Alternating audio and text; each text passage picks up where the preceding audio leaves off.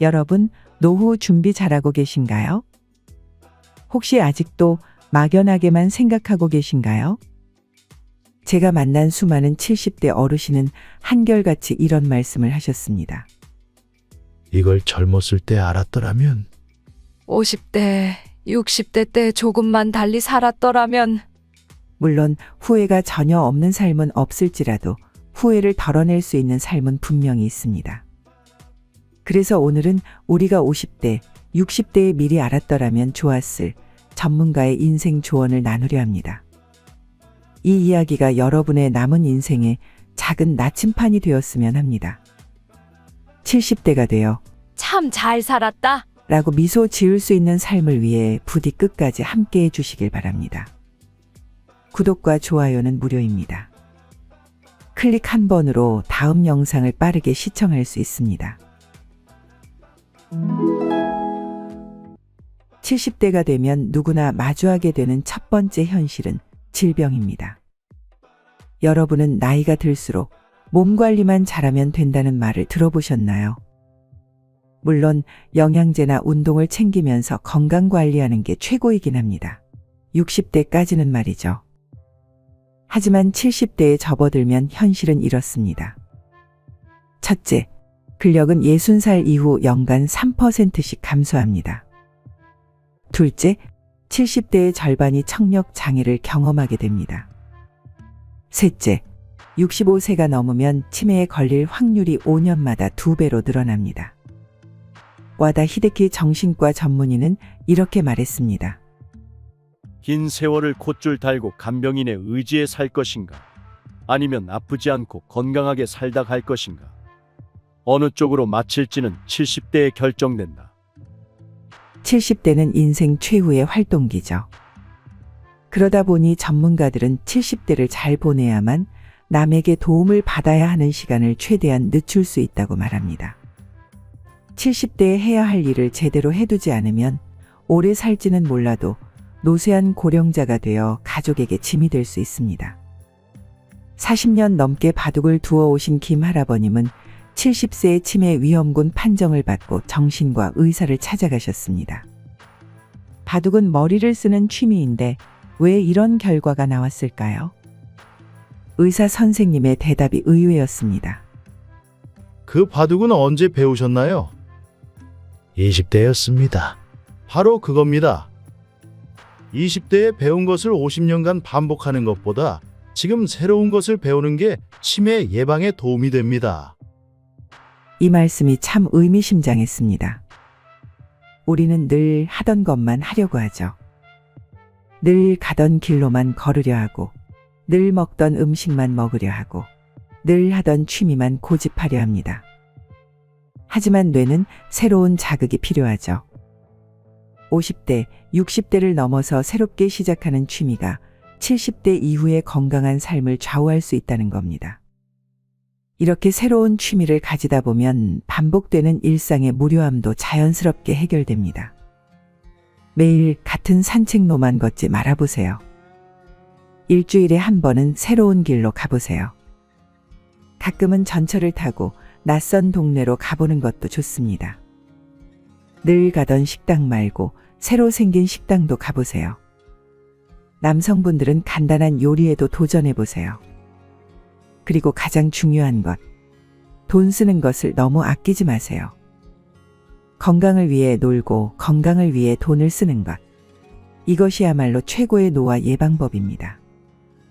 즐거워야 면역력도 높아지고 밖에 나가야 뇌도 자극받습니다. 가끔 재산을 물려주겠다는 욕심에 하고 싶은 일을 꼭 참기도 하는데 자식들은 그런 부모를 전혀 고마워하지 않습니다. 70대가 되면 마주하게 되는 두 번째 현실은 외로움입니다. 많은 분이 노후의 가장 큰 걱정거리로 돈을 이야기합니다. 저도 그렇게 생각했죠. 그런데 얼마 전 만난 한 어르신이 깊은 한숨을 내쉬며 이렇게 말씀하시더군요. 막상 70이 되고 보니 돈보다 더 무서운 게 외로움이더라고요. 10,000원은 쪼개면 여러 날을 살 수 있지만 외로움은 쪼개도 하루하루가 힘들어요. 이걸 안 겪어본 사람은 몰라요. 이 말씀이 제 마음에 오래 남았습니다. 실제로 미국 공중보건서비스단 보고서에 따르면 외로움이 담배를 매일 15개비 피우는 것만큼 건강에 치명적이라는 연구 결과가 나왔습니다. 현재는 홀로 살다가 쓸쓸히 생을 마감하는 고령자의 수도 점점 늘어나고 있죠. 관악구 대학동의 한 고시촌, 한때 젊은 고시생들의 꿈이 가득했던 이곳은 이제 노인촌이 되어가고 있답니다. 화장실도 없는 고시원, 취사시설이 없는 미니 원룸. 일평 남짓한 좁은 공간에서 수많은 어르신이 생활하고 계십니다. 문은 절대 잠그지 말라고 당부드려요. 고시원 주인장의 목소리가 떨렸습니다. 아침마다 방문을 두드려 봅니다. 혹시나 하는 마음에. 현관에 걸린 작은 게시판에는 이름이 적혀 있었습니다. 모두 이곳에서 홀로 생을 마감하신 분들입니다. 돌아가신 후에도 기억해 줄 사람이 없는 무연고 어르신들. 설령 가족을 찾는다 해도 가족들이 인수를 포기하는 경우가 많죠. 이건 특별한 누군가의 이야기가 아닙니다. 누군가의 부모이자 형제이자 이웃이었던 분들의 이야기입니다. 우리 모두에게 일어날 수 있는 현실인 거죠. 특히 여성 어르신들의 현실은 더욱 냉혹합니다. 평균적으로 남성보다 10년을 더 사시기 때문이죠. 젊었을 때는 남편을 간호하고 정작 본인의 노후에는 홀로 남겨지는 경우가 많습니다. 더 긴 노후를 혼자서 견뎌내야 하는 겁니다. 70대가 되면 마주하게 되는 세 번째 현실은 편견입니다. 두려워할 것은 늙음이나 죽음이 아니다. 녹슨 삶이다. 법정 스님의 이 말씀이 최근 만난 한 어르신의 이야기와 겹칩니다. 올해 73세인 양 할아버님은 이렇게 말씀하십니다. 60대가 제일 부럽습니다. 그때로 돌아갈 수만 있다면 좋겠네요. 30년 넘게 공무원으로 일하시다 퇴직하신 후 환경미화원도 해보시고 교통안전 도우미도 해보셨습니다. 지금은 경비 일자리를 알아보고 계시지만 번번이 나이 때문에 거절당하신다고 합니다. 일하고 싶은 게 생계 때문만은 아니에요. 그저 나갈 곳이 있다는 것, 누군가에게 필요한 사람이 된다는 것, 무료한 노년엔 그것 자체가 소중하죠. 할아버님께서는 쓴웃음을 지으시며 말씀하셨습니다. 노인을 우대해 주는 건 지하철밖에 없더라고요. 그래서 요즘은 지하철을 타고 다니며 시간을 보냅니다. 경치 좋은 곳에 가서 앉아 있으면 마음이 조금 풀리거든요. 어르신은 깊은 한숨을 쉬며 말을 이어가셨습니다. 예전엔 공무원이라는 직업이 있어서 꿀릴 것도 없었고 연금도 있으니 걱정 없을 줄 알았어요. 그런데 살아보니 그게 다가 아니더라고요. 늙은 제가 할 수 있는 일이 별로 없어요. 5년만, 딱 5년만 젊었더라면 좋겠어요. 이건 단순히 개인만의 문제가 아닙니다. 우리 사회가 만든 보이지 않는 벽이죠. 법정 스님의 말씀처럼 두려운 것은 늙어가는 것이 아닙니다. 아무것도 하지 못한 채 녹슬어가는 삶, 그것이 진정 두려운 것이죠. 우리 사회는 이제 달라져야 합니다. 노후 준비는 국가도 함께 해야 하죠. 노인들의 연령보다는 건강 상태에 따라 사회 서비스 일자리를 만들어 나가는 정책의 전환이 필요하다고 생각합니다. 나이는 숫자일 뿐 누구나 자신의 가치를 펼칠 수 있는 사회. 그것이 진정한 의미의 100세 시대가 아닐까요? 또한 노인 스스로도 늙어감에 대한 부정적 인식보다 사회에 필요한 구성원으로서의 역할에 대한 인식을 갖는 것이 중요할 것입니다. 지금까지 70대가 되면 마주하게 되는 현실에 대해 말씀드렸습니다.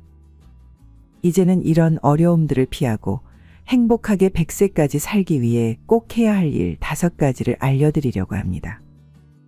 첫 번째는 불량한 생활 습관 고치기입니다. 노년기에는 건강이 곧 자산입니다. 건강만 잘 지켜도 여유로운 노후를 보낼 수 있죠. 소파에 누워 TV만 보는 습관, 과식과 야식, 과도한 음주 등 이런 생활 습관들이 결국 우리의 건강을 해치고 나중에는 큰 병원비 지출로 이어질 수 있습니다. 결국 건강관리는 자신을 위한 것이기도 하지만 사랑하는 가족들에게 부담을 주지 않는 가장 좋은 방법이기도 합니다. 두 번째는 나만의 의미 있는 시간 만들기입니다. 아시다시피 노년의 큰 시련 중 하나는 외로움입니다.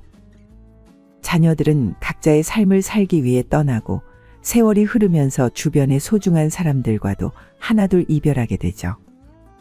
문득 세상에 혼자 남겨진 것 같은 쓸쓸함이 밀려올 때가 있습니다.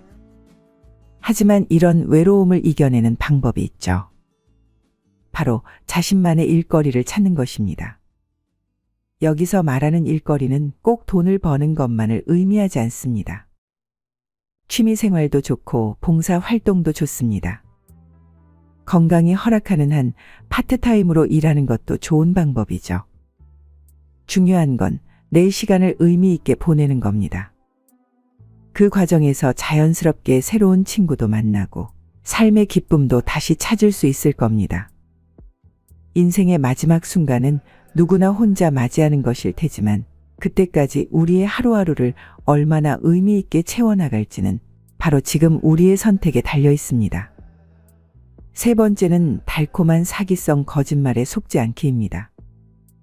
나이가 들수록 주변 사람들의 말을 더 많이 의지하게 됩니다.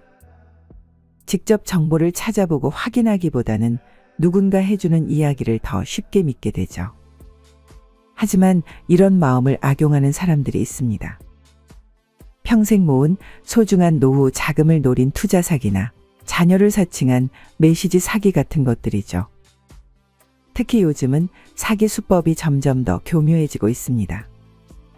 높은 수익률을 약속하며 투자를 권유하거나 갑자기 급한 일이 생겼다며 돈을 요구하는 경우가 많죠. 한순간의 판단 실수로 평생 모은 재산을 잃고 비참한 노후를 맞이하는 분들을 주변에서 자주 볼 수 있습니다. 그래서 늘 경계하는 자세가 필요합니다. 아무리 친한 사이라도 돈 문제는 신중하게 생각해야 하고 수익이 너무 좋아 보이는 투자는 의심해 봐야 합니다. 결국 나이가 들수록 더 냉철한 판단력이 필요한 것 같습니다. 네 번째, 과도한 자식 사랑은 노후의 적입니다. 지금의 노년 세대들이 젊었을 때는 자식 공부시키랴, 부모 봉양하랴, 가정 살림 꾸려나가랴, 어깨에 무거운 짐을 진 채 안 먹고, 안 입고, 안 쓰고, 안 놀고, 오직 모으기만 해온 세대였습니다.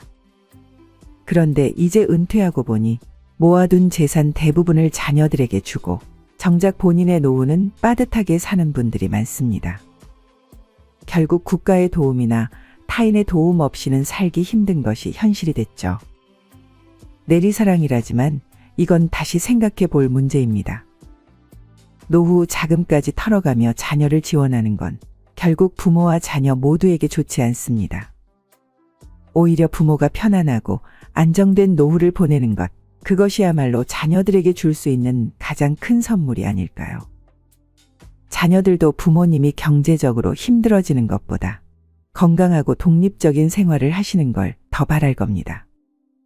다섯 번째는 씀씀이 줄이기입니다.